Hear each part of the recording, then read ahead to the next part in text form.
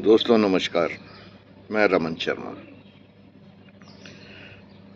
इन दिनों कलयुग चल रहा है, सतयुग चल रहा है, इसकी तो कोई पुष्टि कर नहीं सकता।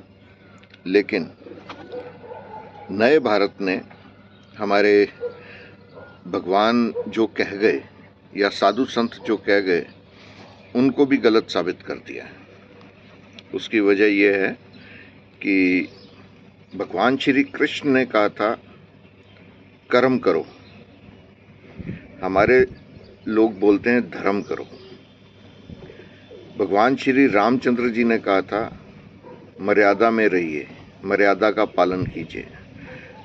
और नए भारत के अंदर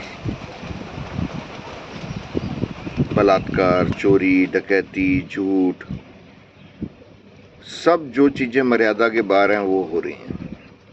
और उसे विश्व गुरु का खिताब दिया जा रहा है कि हम विश्व गुरु हो गए। अगर ये सब करने के बाद विश्व गुरु हुआ जा सकता है तो पूरे विश्व को ये करना शुरू कर देना चाहिए कि हम सारे विश्व गुरु बने और फ़ायदा उठाएं इस चीज़ का। अभी हम अगर सतयुग से तुलना करें आज के दौर की, मैं कलयुग तो नहीं कहूँगा पर आज के दौर की, तो गुरुकुल हुआ करते थे। गुरुकुल में गुरु भगवान स्वरूप होते थे, वो हर तरीके की शिक्षा देते थे और बाद में गुरु दक्षिणा लेते थे। आज के दौर में आप किसी भी शिक्षालय में जाइए, आपको पहले गुरु दक्षिणा देनी है क्योंकि उनको आपके ऊपर विश्वास नहीं है और वो क्या शिक्षा देंगे आपको कोई जानकारी नहीं है और उस शिक्षा का आपको क्या फ़ायदा होगा, क्या नुकसान होगा, कोई खबर नहीं।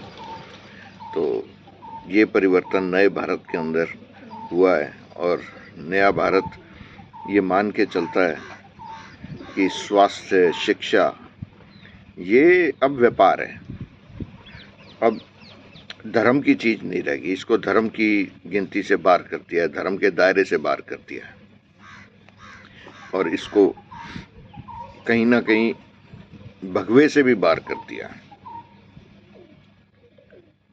उसके आगे हम चलें तो समाज के अंदर जो भाईचारा होता था, जो पड़ोसी का सम्मान होता था, जो सहकर्मी का विश्वास सम्मान होता था, वो अब संशय में परिवर्तित हो गया है।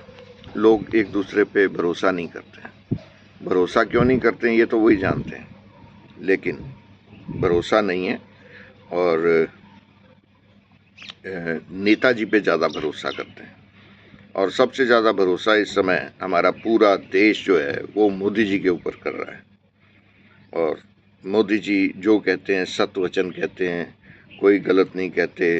कभी उन्होंने अपनी डिग्री नहीं छुपाई, कभी उन्होंने अपना बचपन नहीं छुपाया, जीवन नहीं छुपाया। उन्होंने सब कुछ देश के सामने रखा हुआ है और वो हर काम देश को बता के करते हैं।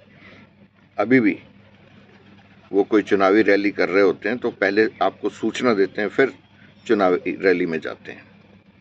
हम वापस धर्म पे आते हैं। तो अब हम पूरे तरीके से धार्मिक हैं और सारे काम हम धार्मिक करते हैं, चाहे वो किसी गरीब रेहड़ी वाले की पिटाई करके उसको धमकाना हो या किसी सत्तारूढ़ नेता का किसी व्यापारी को धमकाना हो या ईडी सीबीआई का किसी को धमकाना हो। ये सब धार्मिक हो गया है और आप इसे मान के चलिए ये धर्म का कर्म है और अब हम सिर्फ धर्म से ही अपना कर्म करेंगे। धन्यवाद, नमस्कार।